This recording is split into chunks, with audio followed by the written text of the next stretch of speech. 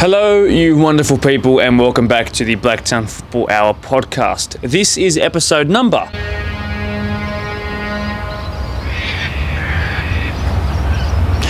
This is episode number for those who grew up in the internet meme age 9+10. This is episode number, the atomic number of scandium. This is episode number prior to 2011, the number of points in which you needed to accumulate to win a table tennis match, and of course the number of games that Lionel Messi scored in consecutively to break Gerd Muller's record of 16 consecutive goals in games in 2012-13. Episode number 21 of the Blacktown Football Hour podcast. How good is it that I did it in one take with that horn going off in the background? Subscribe if you breathe oxygen, like if you don't like it, and remember to cue the... That was a magpie. Remember to cue the intro music.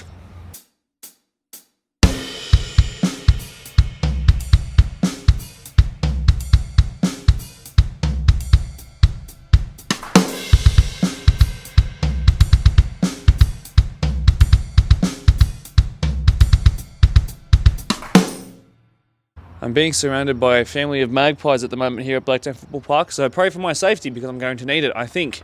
What a wacky start to episode number 21. This week's volunteer of the week emerges from Paterson Reserve, and it's Aaron Fisher, and I will now speak the words of their club president, Mark Steele. Fish has been involved at Tigers for over 10 years now, and he coaches the under-6s, under-11s, which are his son's teams, and is also a dedicated coach of the 16s girls team. He has no real association to that team, he just has a real passion for football. On the weeknights, Aaron spends his time across 4 to 5 training sessions and as well training planning, and when it comes to the weekend, Aaron is one of the first at Paterson Reserve getting the barbecue ready and preparing for the volunteers to arrive prior to getting to his 3 sons' games, Brody, Cody and Ollie. Sundays he is coaching the 16s girls, and he also plays on a Friday night now in the over 35s competition after spending around 5 years in the Premier League side prior to that. Aaron, thank you for all you do, are the words from Mark Steele, and from the BDSFA to you too. Thank you. Let's get on with the episode. It's nice to see you all, by the way. Thank you for returning for another episode of the Blacktown Football Hour podcast. 21 consecutive episodes. I haven't been sick. Not to jinx it. Knocking on some sort of... Well, it's plastic, but still, you know what I mean. You know what I'm trying to do. Don't jinx it, okay? 21. Next week it'll be 22, and we'll just keep going on well into the grand final series. Subscribe, by the way. We're so close to 1,000. We just need 60 more unique viewers. Press that big red button down the bottom. Subscribe. Help a brother out. On episode 21 of the Blacktown Football Hour podcast, we've got a pretty men's Deploy Premier League-centric episode. We welcome back 2 of the competition's big boys in Ponds and Quakers. Both are having strange old seasons by their own sort of high standards. We'll start with Quakers. Jules Bombach, their coach, came back to the podcast. He's one of the most honest-speaking interviewees we'll have on this not just this episode, but this season. So it's really worth sticking around. He talks about the stresses of local Premier League football and the toll it takes on a person's mental well-being. And I'm glad that he was willing to be honest, so definitely stick around and watch that. We then switch across to Ellie from the Ponds. We caught up at 9:36 here at Blacktown Football Park on a Tuesday night after a Institute versus Spartans women's first grade game. So we're going for the world record of the latest filming of a podcast episode ever, and they're trying to beat Workers' record of 10 p.m. So we're getting really close to that. Anyway, the usually defensively solid Ponds have not been so defensively solid this year, which is rather uncharacteristic, as I mentioned, and that makes them a little bit more interesting, you know what I mean? They could still finish second this year. They probably won't. They could also finish outside of the finals this year, but they need to secure 1 more point, provided that Ropes don't get a win in their 4 p.m. game come Saturday. So, make sure that after the Quakers interview with Jules, you stick around to watch my Ponds interview with Ellie. Then on to Sunday 3 p.m, Holroyd visit Greystanes at Melita Stadium for the first ever WPL Granville Derby in a match of the round.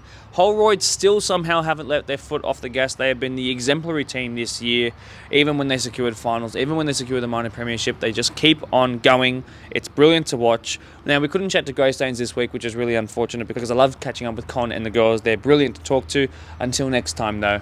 It's hard to ask Holroyd the hard questions because they are pretty much perfect. So bear with me. I did ask some difficult questions and you'll learn a little bit more about them. Let's go through some cheeky old results, as we always do, starting with the AOAL, who usually kick things off on a Saturday anyway. And they were at home this time against MacArthur FA. The 15s the 15s. The 13s lost 5-2.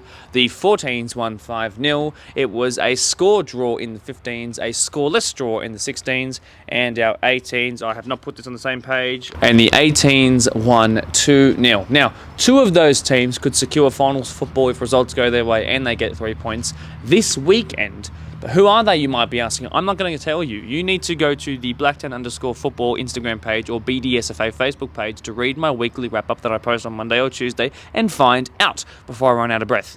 Go there, leave it a like, see you soon. Some big results for our boys youth Spartans this week, which is why I'm bringing them back onto the podcast with our 15s, 16s and 18s coming away at home, even though it was at Wanderers, with wins against Bankstown United. Huge points in the club championship for us. 𝓢𝓾𝓬𝓬𝓮 beat our 20s 5-1, and you might be thinking, why are the 20s been struggling so much recently, Mark? And that's because so many are going from the 20s to step up into first grade, and that's why we beat 𝓢𝓾𝓬𝓬𝓮 2-1 in the first grade here at BFP. It was a hard-fought old victory. Same kind of storyline for our girls and the youth in particular as well. Wins in the 14s, wins in the 15s, wins in the 16s, wins in the 18s, a draw in reserve grade, and a truly heartbreaking, deeply painful loss 2-1 to Gladesville in first grade. Goals could have been scored for either side. We could have scored a plethora as well. Could have been 5-1 our way. It wasn't. We ended up going down 2-1, as I mentioned.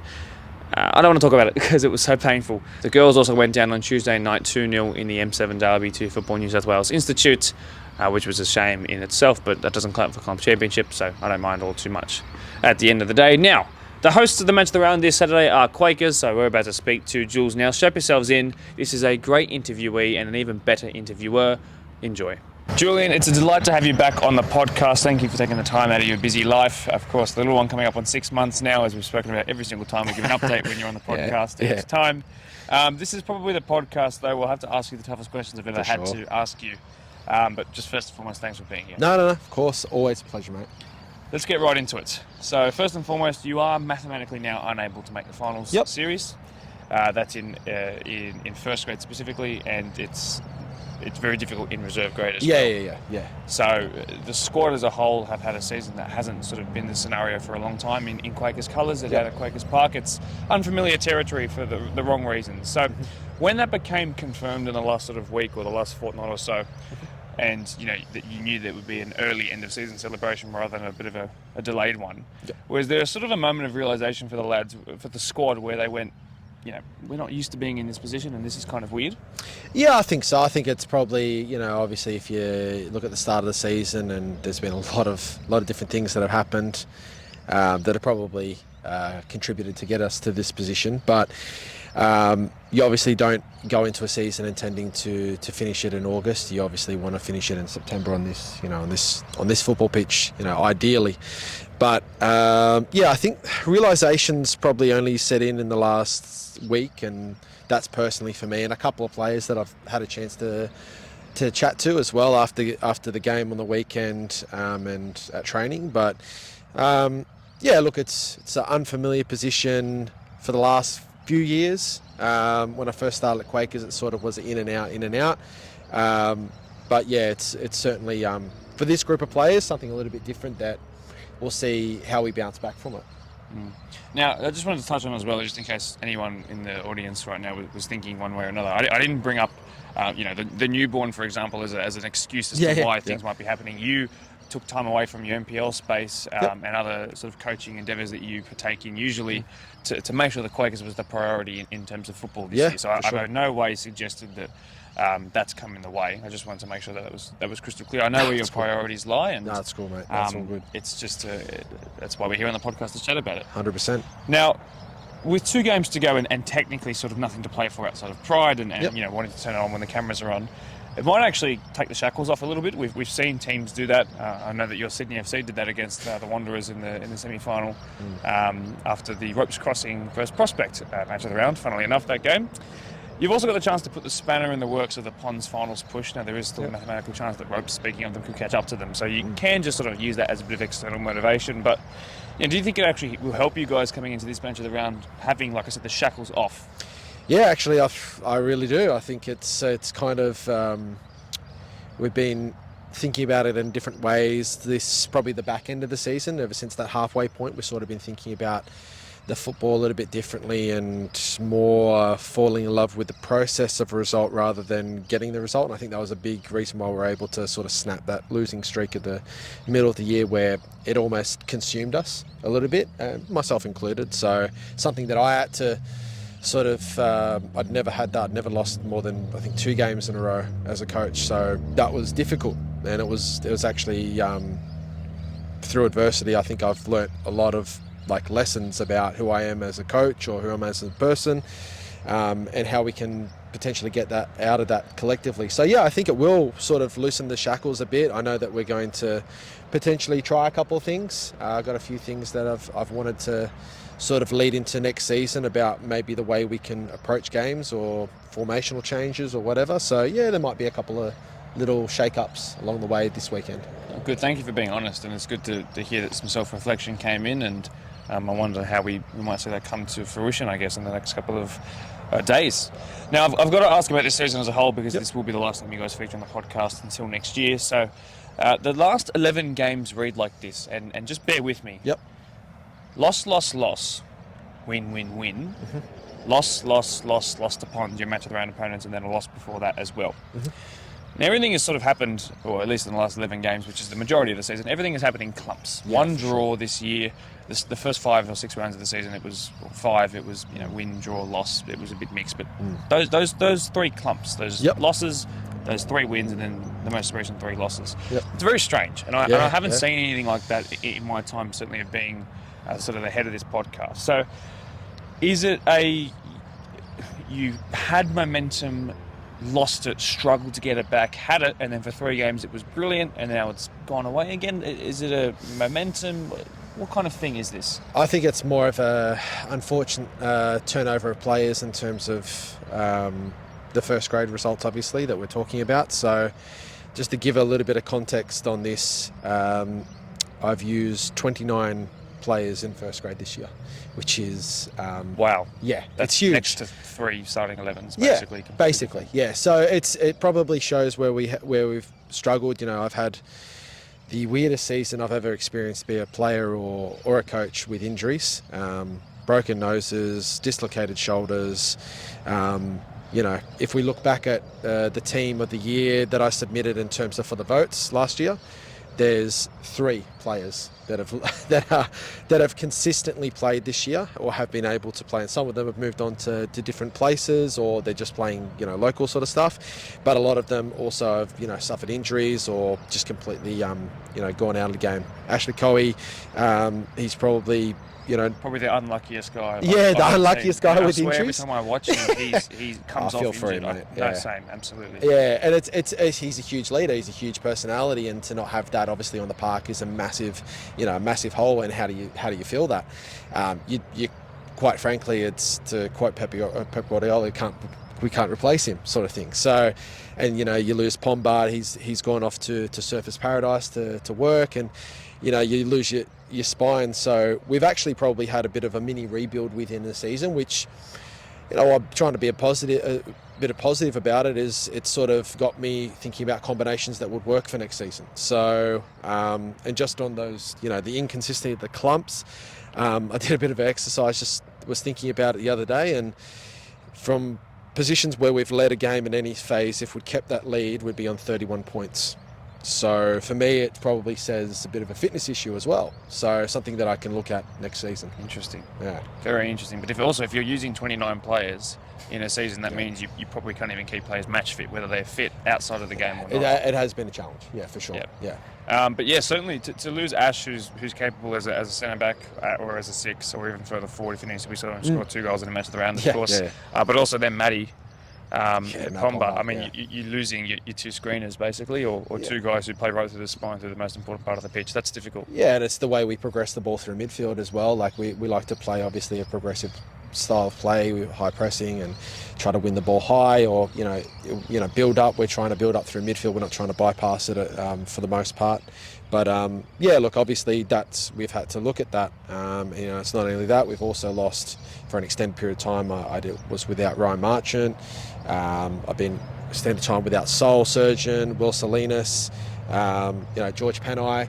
I think Ethan's done an incredible job this year, and I think he scored 19 goals in all competitions, which, he's more importantly than that, he's fit in with the group just like a glove. From the first day he was at training, he's just felt like a Quakers boy. It's really weird, but so it's just been a strange season, but something to build on, that's for sure. Yeah. For sure. Yep, I can see the underlying tones of the answers here today. Now, the last match of the round was a loss 3-2 next door to 𝓢𝓾𝓬𝓬𝓮𝓼𝓼. Yep. The shortest away day for me, for example. Yep. We saw an amazing bit of fight in that game from you guys. Oh, maybe not amazing. We saw a decent bit of fight from you guys. Yeah. But Creek were the better team on that day, and they won the game off a wonder goal from 𝓢𝓾𝓬𝓬𝓮, who's another one of those sort of golden boot contenders like Ethan, as we were mentioning. Now, no team has really knocked you out of the water this year. Now, I was there for the 𝓢𝓾𝓬𝓮 4-0, which is on paper the worst result of the season. Yep. Two saves in that game from a certain former player would have made that game, if that didn't happen, with a totally different game. So For sure. you also then reprimanded that with a 3-2 loss to now. Obviously, a loss is still a loss, but 3-2 was a lot better than 4-0. Yeah, sure. On paper, and I'm sure the performance was pretty good too. So no team has really knocked you out of the water. So has it just been a case of moments in games? A lot of coaches come on here and talk about moments and not having them go their way, but particularly the two promoted teams have talked about getting less moments than what they got last year. But has it been, you did say the losing positions, you would have been on X amount of points. So been on 31, and that would have been second on the league by clear 3 points. There you go. Yeah, football is a game of moments. It's facts. So I think in key moments we probably let ourselves down. A lot of, I think, even if I cast my mind back to that specific example with regard to 𝓢𝓾𝓬𝓬𝓮, 2 out of 3 of those goals that we conceded, I think, were from our errors, defensive lapse, or just a misjudgment. So, and then the last goal, I mean, unbelievable strike. So you put your hand up, you say, what, if that's the strike that does us in, does it in. But I think there has been moments where we've sort of let ourselves down, or not capitalised on situations where we probably could have. And again, I don't look at it as, that's disappointing. And yes, of course it is in some respect, but it's also about, okay, well, how do we learn from that, and how do we, look to build our resilience in these moments? And I think, if for nothing else this season, I think it's sort of shown the character of players in terms of who's going to fight, who's going to go to the very end, which is fantastic. So it sort of says a lot to me about who's going to factor in next year and be a part of this continuing, I guess, rebuild, as I said. Sounds like you're already firmly thinking about what next year could bring. And it sounds like there have been some players, and of course I mean no disrespect, at the end of the day you guys still are people who are paying Rego to play football. This is not the highest level by any stretch of the imagination, but it sounds like you are making judgments about next season, and I guess we'll see how that goes when we see the ins and outs next year at the start of at the start of 2024. Now, speaking of next season, actually, and this is going to be the most difficult question for you to answer, and that is, you've got some great individual players, like you've mentioned about Ethan being in golden boot contention. You've got a player who was trialling with Wellington Phoenix Youth. You've got players who have won championships and have championship quality in the peak of their sort of performative years at this level. But the way the season has gone, not making finals in either of the grades, it was a bit different because you made a grand final in reserve grade last year, so there was that pull as well. Are you at all worried about losing some of those key players? Some of the players that were brought in to Quakers this year came in because they perceived Quakers to be greener pastures. And are you at all worried that might sort of bite you on the backside this time around? I don't think so. I mean, that's an obvious answer. Obviously, a lot of people think, well, of course he's going to say that. But I think the main reason why players have come over to Quakers, and I don't think it was a matter of greener pastures or anything like that. I think it was more a case of, where do they see, them fitting in, and do they like the culture? Do they like the training? Do they believe in the style of football that we're trying to play? I think results are a big thing in football, a huge thing, obviously, but I still believe that they're not everything. They're not absolutely everything, and a lot of the time, you can get games where maybe football's a very cruel mistress at times, where there's football games where you should win and you don't, and on the vice versa. So, no, look, I'm not too concerned, and I think that there's in the terms of the games where we have been able to gel, it's because we've been able to have the majority of our first graders and quality there. I think at the start of the season when we're all healthy, and obviously everyone was, you saw the results against some of these, workers, that opening game, 3-1, Ethan, Will Salinas and Gatsby all getting on the score sheet. And the way they were going in pre-season, Australia Cup and Cotton Cup, it was, you're licking your lips at the prospect of all of them playing, staying healthy. All three of them have had injuries along the way, or have had things that have popped up, or whatever it is, right? So that's going to happen in the season. But next season will be really about focusing on, how can we get these players on the park and keep them on the park and help them be the best versions of themselves possible. And I think we're getting there. 19 goals in all competitions, 29 players used, 31 points that you could have had. It's a game of numbers at the end of the day, as much as it is just kicking a football. But it's all very interesting. And thank you for being well-researched coming into this. I do appreciate it. Julian, is always a pleasure to have on the podcast. Thank you, my good friend. So easy, mate. Thank you very much. And good luck this weekend. Cheers, mate. Thank you. Hello again. Thank you very much to Big Jules for keeping the podcast ticking along with his honesty. I really do appreciate all that he does. Let's go to the Deploy Premier League 2, Oakville 2, Spurs 2. How many times can you say 2 in a sentence? I think I beat you 2, which has made it hard for Spurs to make top 4 now. Glenwood tied with Bologna 2-2 as well, which secured final football for Bologna. In St Pat's, bested Minchinbury 2-0, again 2, in the match of the round, meaning they only need to secure a single point to secure finals football. Now, let's analyse that game too.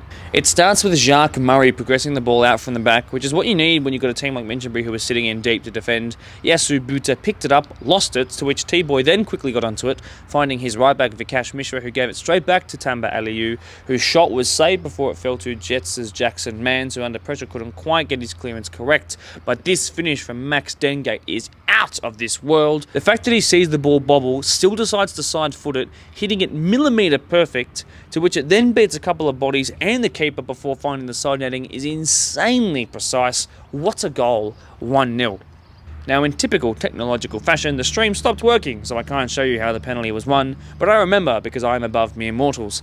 Michael Sowa received a 1-2 back off of his striker Elvis Enchi, ran into the box as a good third-man runner should do, was fouled, and then the referee called it instantly as a spot kick. 𝓢𝓾𝓬𝓬𝓮 the Destroyer, as you can see, steps up, bottom left-hand corner, easy as you like, 2-0, and that was job done as well. Right, quick from one to the other. Let's go chat to Ellie from Ponds right now. One of the very first teams that I got that pleasure of watching in the BFH was Ponds here in a grand final before I became the position that I'm in now. And Ellie has been someone who I've known for a long time. He's been a really good supportive figure throughout that time. Someone who's very passionate about the competition. It's a pleasure to have him back. Long time between drinks there, Ellie, hasn't it been? It's been a while, eh? Yeah. But good to have you back on. Secured finals all but now. We can go into the weekend perhaps and you could do just that. But if results go your way elsewhere, you could be going into that game at 6 p.m. having already made it. But like I said, really good to have you on the podcast. And as you know, by your own admittance, I'm the one who's the hardest on you guys, and that reputation has stuck by, so today that's not going to change. But first and foremost, you're playing against a team who, considering that they aren't in the finals, they're going to have their shackles off a little bit. Perhaps they can just sort of play some free-flowing football and just not take it as seriously, and that might work. Now, you'll need a mere point to lock it up if Ropes do get a win, so I'm going to imagine you'll be looking to get 3 points just to make it absolutely certain. Yeah, 100%. We're still aiming for the, that second spot. First is out of the picture. But we still want to get that top 3 so we can get a second chance in semi-finals football, because you know how it is. Seeing what happened to us last year. So finals is a different level. But we just want to, 6 points available. We want to get 6 points and just got to respect whoever we're playing for, even if they're in the semis or not. We know the quality that Quakers has. It's just probably had an unlucky year as it is. I've got plenty of good players, very well coached, so we've got to be on our A game. Absolutely. You've had a strange old season, which I think is a bit uncharacteristic of you guys. You've conceded 31 goals in 16 games. Now, to me, that's completely unheard of. It's almost double what was conceded last year, and there was a couple more games played at that point. So I'm aware that some players have been injured, some really key players, some players who have been around this system and space for a long, long time. I know that you're playing different back fours every time. I know that when your last match of the round came around, you'd had 4 different back fours, I think, to that point. It was round 4 or 5. Am I missing anything in saying that that's the reason why there's been 31 in 16 games, or is that actually what it's down to purely? To be honest, yeah, that is. But like I say, as well. There's been some good football played against us as well. Can't just say we're missing players or use any excuses and stuff like that. We've been, you know what I mean. Some teams have stepped up this year, playing a lot better than previous years. So that, that helps. Or it doesn't help us, but it's better for them. But yeah, we've just, from losing, in a pre-season game against Kellyville when we lost Brendo, so that was massive. Lost him for the year, and then it's been hard. The last 7-8 weeks have been very, very difficult for us.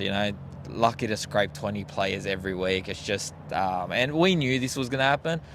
When you got 20-30% of your squad at Europe for 6-7 weeks, it hurts a lot. And then you get a couple of injuries, and plus we've had a 12-match suspension, which was a bit of a joke in a cup game. So we got dealt a big blow with one of our gun players out, and he's back this week. So it's been 12 weeks off. So, and then also had 𝓢𝓾𝓬𝓬𝓮 miss 4 or 5 games from things that weren't his fault, for a registration error and stuff like that. So we just haven't been able to play the same team consistently every week, which we did have that last year. And I get every team goes through it, but as a coach, I haven't had that many players out every week. I think it'd be really interesting to see what your record would be with a full strength, or at least a 90 to 95% strength squad, but that's not something I can sort of track each week. I can't watch you guys every week, although I'd love to. Yeah. But I can imagine it would probably be a positive record, certainly.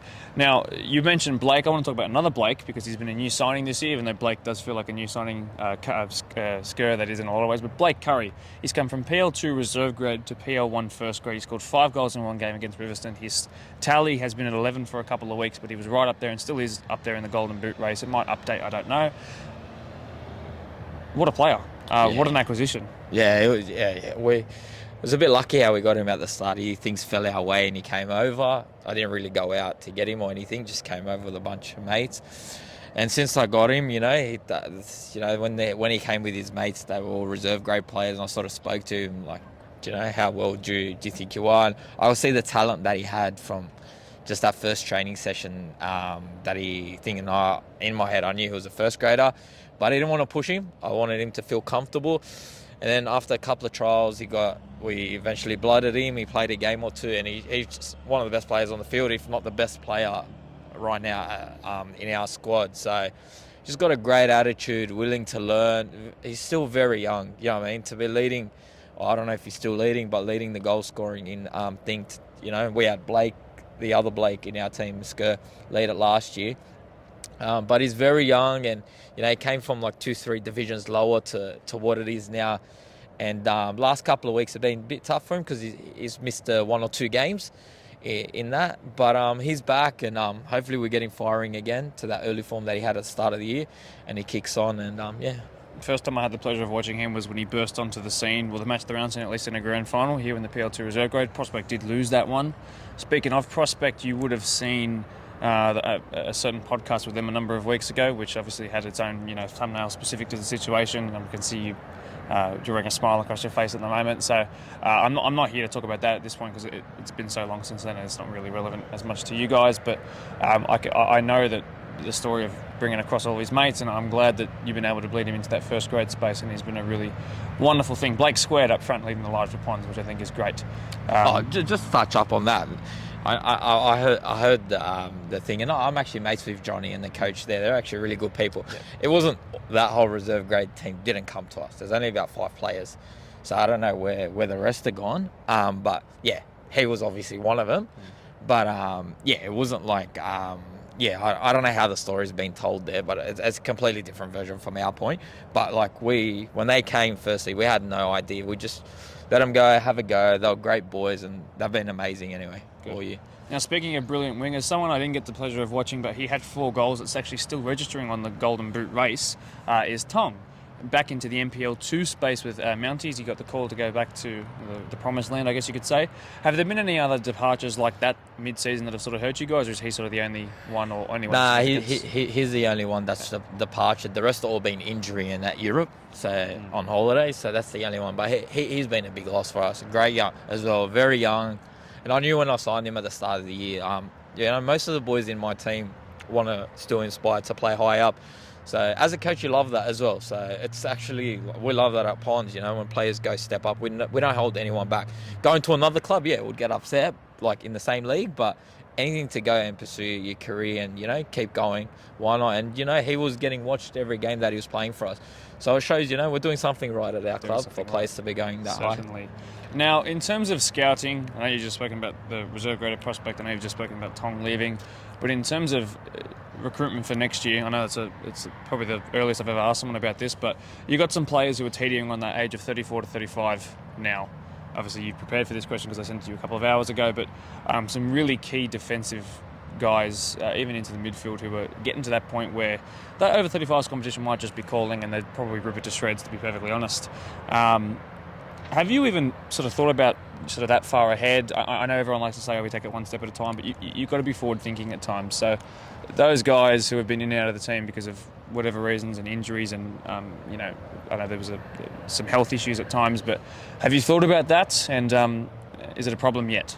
Oh, I don't think that's a problem. They are still our best players, if the best players in the league. I get there's a lot of skilled players out there and talented and speed, but to get week in, week out, what you get out of the, you know, our older boys, I still don't think, you know, that these guys have been in 7-8 grand finals straight. So, and like I said, even though we haven't had the best year, you know, we still 2 wins, we'll probably finish second. So, in saying that you finish second and having a shocking year, you know what I mean, it's still pretty good. And that comes down to the experience of these older boys. Like, you give me 20 Blake Skurs, I'll take Matty up, but over it anyway. Nothing to do with Blake. I love Blake, but you know what I mean. These boys are just, you know, your bread and butter. They know what to do. They, you know what I mean. They don't need much. They're just experienced, and especially when you come to these final series, it's a different game.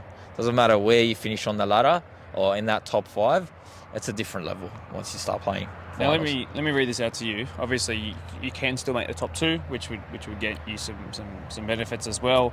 Obviously, we don't do sort of home ground grand finals when it comes to this, so but you get a bit of a safety net in a way. The higher you finish, you're against an available 24 points. You've got 8 against the teams that are above you. So the 4 teams that are above you in Eastern Creek, Doonside, Workers, and of course the Premier's Mariong.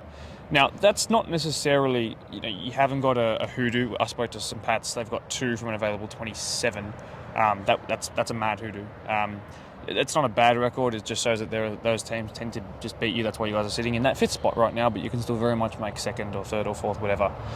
Now, again, it's not really a curse, not really something to harp on about. It's just a pretty average record.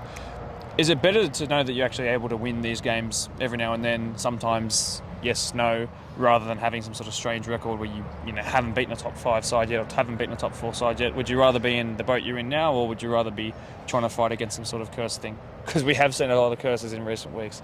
Yeah, I don't think it's a curse, to be honest. Like, we've beaten Doonside, we've beaten Eastern Creek, Mariong and Workers. Obviously, we didn't get a result against them this year so far. But like I said, I think Mariong have been a class, well coached.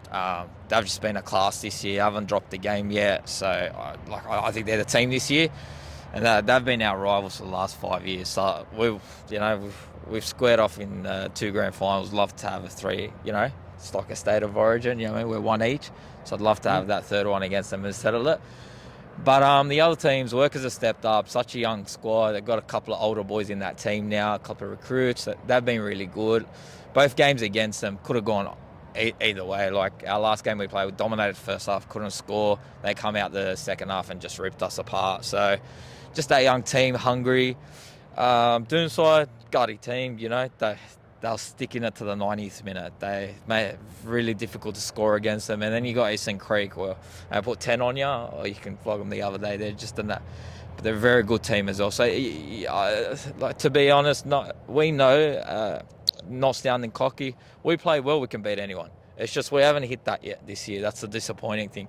So to still sit where we are and not even hit 50% of our potential, and we get like 90% of our squad back this week, and everyone somehow semi-final comes, everyone's back. So it's like, you know, for those other teams, you know, like, we're coming, you know what I mean? So I'm not worried about that anything. But like I said, respect every team. And like I said, I think semi-final comes down. We've got the experience in the team, which some teams don't have. Mariong obviously do it. Mariong probably had the season that we had last year. You know, that last game that they lost last year, they could have finished 2nd. You know what I mean? That one got them down. So that could happen to us. So, like I said, I think once the semi-final comes, I think we're experienced enough, and I think you'll see a different beast. Now, Quakers going to be at home, so you viewers would have already seen what Quakers will say, but I haven't actually recorded with Quakers yet. That'll be at 4 p.m. tomorrow. Not that you really need to know that, but anyway, listen to this. So, the last time you played Quakers was a 3-1 win. Not too difficult, it seems on paper at least. They're a team who seem to fluctuate between form. Now, they've had one draw all year, but when I mean this, I mean it true. So they tend to build momentum, and then when they lose it, they find it really hard to get it back. And the reason why I say this is because it's something I haven't really seen before in my time. Their 11 most recent games, okay, from most recent to least recent. Loss, loss, loss, win, win, win, loss, loss, loss, loss to you, loss. So that's, like I said, 11 of their last games, and it's all in clumps. Everything is in clumps. So they're on a losing sort of streak again right now. I thought they were sort of peeling it back, but now they're out of finals. They're not really playing for anything at the moment. They're kind of on the hill, in the sandbank, I guess you could say. Tell me about the last game between you and them, and what are your predictions when it comes to Saturday 6 p.m. at Quakers Park? Last game against, well, I actually wasn't there. I was away. It was my anniversary. But we live streamed it, so I watched it off that. It was just, I think we came out on fire, scored 3 goals in 20 minutes and killed the game. So the game was over, and once we get a lead, it's very hard to pick up. We've just got very good experience, but I think they got a penalty. It was 3-1 at halftime, and then the second half we just held them off. But like I said, look, they've lost a lot of players. It's not the team that they had last year, and I think throughout the year, Julian's copped a couple of injuries from what I'm hearing. And I think they just got back Ethan as well, because I've seen 3-2 against Marion, so he helps right. So, like I said, he burnt us in the grand final last week. So he is a big time player. He steps up for these big games. And like I said, they're well coached, so I respect Julian a lot. So it's going to be a tough game, whether they've lost 10 games or they've won 10 games. It doesn't matter to us. We just got to respect them, because in our league at the moment, like I was just telling you before, like one team that's not in the semi-finals that I really rate is Ropes Crossing. Yes. Really rate them. I'm glad that you recognise that. Yeah, a very, very good team. Like, I speak to Kev sometimes as well, and like we're so surprised that they'd started so that they're not in the semi-final. If they had another 2-3 extra rounds, I think they'd catch us. They're really we played them on the weekend, a 1-1 draw, but just play structure, play good football. Like, you enjoy playing against teams like that because they make it tough for you. You know what I mean? Not a team that sits back and plays long balls. They actually play really good football. It's very enjoyable. And as a coach from the other side, you learn a lot. And their coach, first time I've met him, but very good coach, very, very good coach, very smart. So, that's the way of the Maltese, my friend, as I can certainly testify firsthand. Ellie, it's been a pleasure as always to have you on the podcast. I will see you come Saturday. Best of luck to you guys, and thanks for the honest answers as always. No worries at all. Hello again. Well, as you've all seen, I've labelled this week's Saturday match of the round as the shackles are off. We will see what Quakers can do with no pressure on their shoulders. I think we might see a really good competitive game, actually, and these two have always produced good fixtures in the past, so I'm not going to be surprised if we see a high-scoring thriller. Also, we will get to see if ponds are truly made of finals material. In the Deploy Premier League 1, Workers 1-0 over Parkley, which is now going to make survival almost impossible for the team from Morgan Power Reserve, because Rivo, after losing 12-0 last week, backed it up against their relegation rivals Prospect and beat them also 1-0. Football is truly... It mucks with your head. I don't get it. It is incomparable at times. It confuses me. It's football is bipolar, is what I'm trying to say. Marion also won again. They beat Quakers 3-2, as you would have heard with my chat with Jules. Ropes tie 1-1 with Ponds, which has all but ended the Strikers' finals hopes. Ponds still do need a point, though, from this match of the round this weekend to tie it all up. Right, the ever-brilliant Holroyd, as I said, have not taken their foot off the gas at all. It's their last match of the round of the season until the final series. They talk about their greatest tests so far of the season, their Women's World Cup tips, and as well, they talk about what a physical game against Greystanes could look like on stream. Here we go. Trying to rival Kellyville for the most amount of teammates to feature on the podcast this year, we are joined again by Holroyd, the premiers, and perhaps even to be the champions soon. They play fantastic football and they speak just as well on the podcast as well. It's a pleasure to have them back. The last time you saw them was ahead of their 3-1 win against Northwest in the match of the round. I am joined by a plethora of people, but from left to right across your screen, CJ, Felicia, Danny, Angela, Paige, and Louise. Thanks all very much for joining us, guys. I do appreciate it. Danny, I'll just go straight to you, as we always do. I've heard that the injury list is piling up a little bit. But it looks like you've got a good couple of players. I'm hoping that there's more players outside ready to train, not just the 5 around you. But how's the injury list looking at the moment? Yeah, not great. But I think most teams are kind of suffering from the same kind of thing. Thankfully, as we've said in the past, we've got good depth where we've been able to borrow some good quality players that have come up and helped us. Did everybody sitting here feature in the Norwest match of the round, by the way? Because I reckon we should do a bit of a... No, CJ literally just got back from overseas. How was your trip, CJ? Was it good? Yeah, it was great. Okay. Did anybody here... who stepped up into the midfield while CJ was out? I'm trying to find things to throw at you guys because you seem to just be too hard to beat. So Felicia was also out. We're just so used to her always being there, but she was also out over the weekend. Wow, there you go. Well, let's do a little throwback to the Norwest game. So 3-1, relatively sort of, I wouldn't say unbothered, but you were sort of unchallenged throughout the game, as we're tending to say quite a lot. Yes, they scored against you. That's probably the only sort of blip in that game. But they're such a high-scoring team, so to only have one against you guys is really commendable. We've seen very recently in match of the round games as well what they can do when teams turn off against them. So if anyone's willing to speak about sort of that game, and I guess maybe it was the most frustrating thing, was it to concede a goal and lose the clean sheet? Okay. CJ, yep. Yeah, it was a good physical game. I think we played well in spots of time. But yeah, I think we turned off a bit when they scored. Yeah, just need to keep working on keeping our momentum going, and yeah, throughout the whole game. Yeah, for sure. Now, I think it'd be worth... Oh, I can hear myself echoing. That's rather strange. Anyway, now I think what I will do is ask you guys all sort of to think back of maybe what the most difficult game it was for you guys personally in the season, because I think we're coming to the end of playing each team twice. You would have played most teams twice now. We are heading into the pointy end of the season. So maybe we could just go briefly through maybe like sort of a 2-sentence answer from each of you. What's maybe the most difficult team that you think you've come up against, whether it's stylistically, physically, mentally even? Who's provided you guys, the table toppers, with the hardest test so far? Let's go from Louise and go across the line. I think, was it possibly? Yeah. I think Castle Hill, just because on that day ourselves we didn't play as a team like we usually are, and I think mentally we were out of the game. So that would be interesting going up against them. Paige? Yeah, I agree. Castle Hill, that game there was a period. I think we started the second half 2-1 down. So that's definitely, for me, probably the most stressful game. Angela? Well, I haven't played majority of the season, just come back from injury, but just from watching, I would say it's kind of hard to pinpoint a specific team.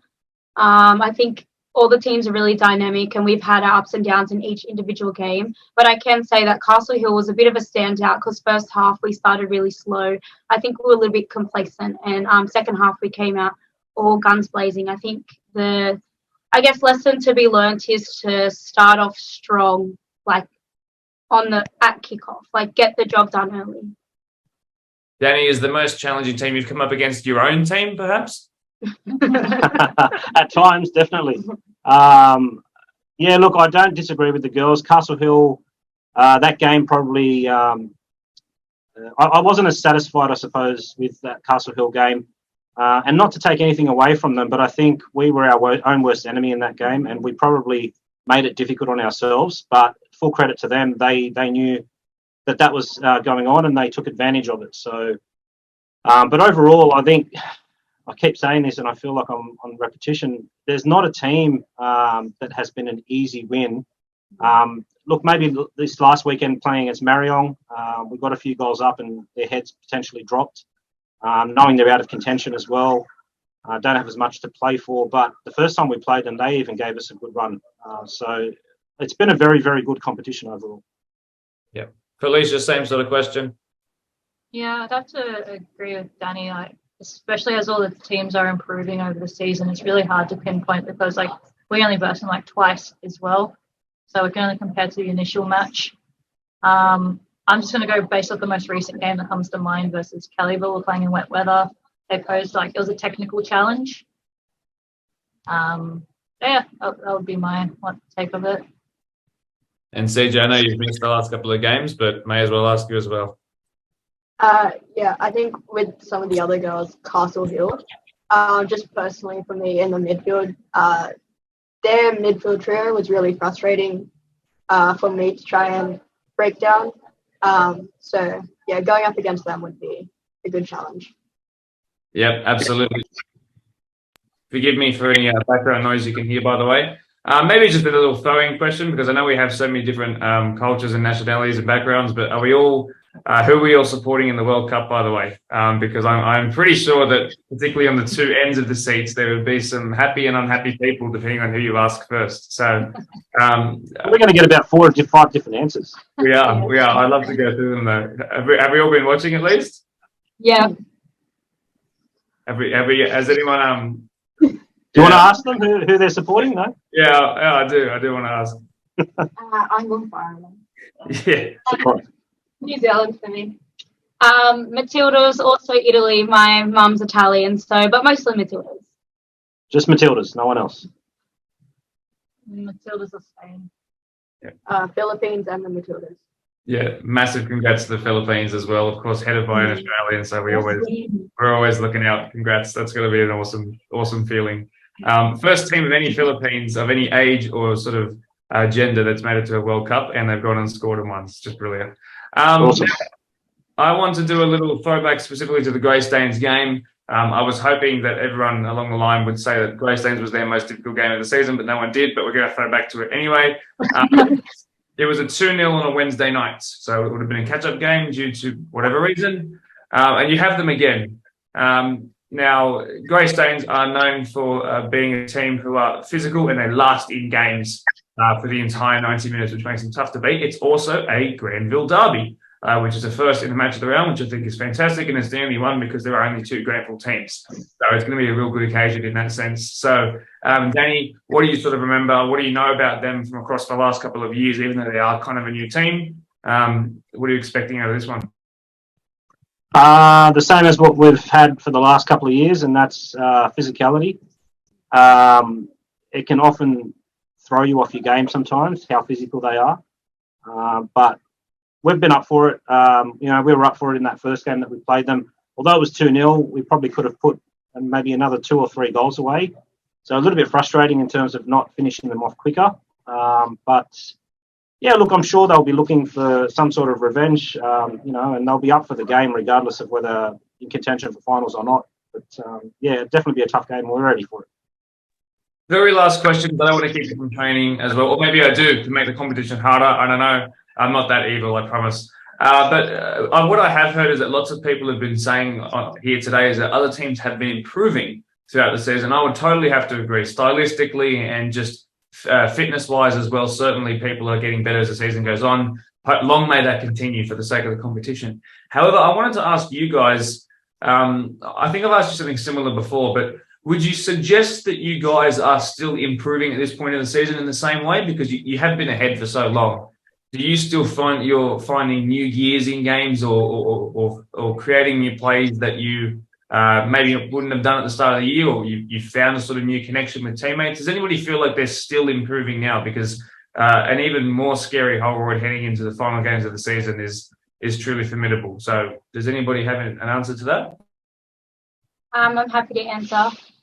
Because I've been sitting on the sideline for so long, I feel like I've had good analysis of the game, and I feel like honestly we are increasing in our depth.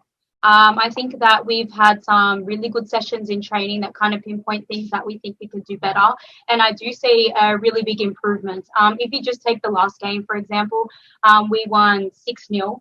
I think it could have been possibly more, and I would say we held on to the ball, lots of possession, which kind of the style of football that I like to play, lots of possession, lots of passing on the ground. And I honestly think that we've actually, if you take our first game and you compare it to the last game, I think we've improved massively. As good as they are, Holroyd always humble and always happy to talk on the podcast, even if it means taking time out of watching Spain versus Zambia and also their own training session. Guys, I'm very, very appreciative. Again, great to meet some new faces on the podcast in this format. Thanks very much for being here, and go and have a great session. Thank you. Thank you very much. Thanks. See ya. Welcome back. Lovely to see you all again. Some final results in the WPL as we wrap things up for this episode. Winston Hills halted Castle Hill's finals push in a bit of a revenge for the Hills Cup final with a 1-1 draw. Kellyville are back to full strength and thus beat Quakers 5-0 in a pasting in the match of the round. Holroyd went one better over Quakers just to prove who truly are the queens of the WPL. And that's going to do it for another episode of the best podcast in human history. Another big thank you to our volunteer of the week, Aaron Fisher. Brilliant stuff from him. It just shows that there are truly people out there who put themselves behind the needs of others, and more than thankful for people like you. I've enjoyed seeing all these people pop up from around different clubs this year, and it's been a real pleasure to get to hear your stories. And I think we'll definitely be looking to continue on looking at those stories into the off-season, certainly. As we wrap up this episode, remember 6 p.m. Quakers Park for the match of the round on Saturday, Melita Stadium 3 p.m. on Sunday for the match of the round in the Greystanes versus Holroyd Granville Derby. Subscribe if you've ever used WD-40 in your life. Leave a like if you aren't allergic to dairy. My name is Mark DePoli. Thank you so much for being here for 21 consecutive episodes. 21 is coming. No, it's not, Man United fans. Just watch you lose 2-0 to Real Madrid. Also, Arsenal's up 5-3 right now over Barcelona. Life is good. Roses are green and violets are red. Something about that is not making sense. See you next time. Oh, cue the outro music.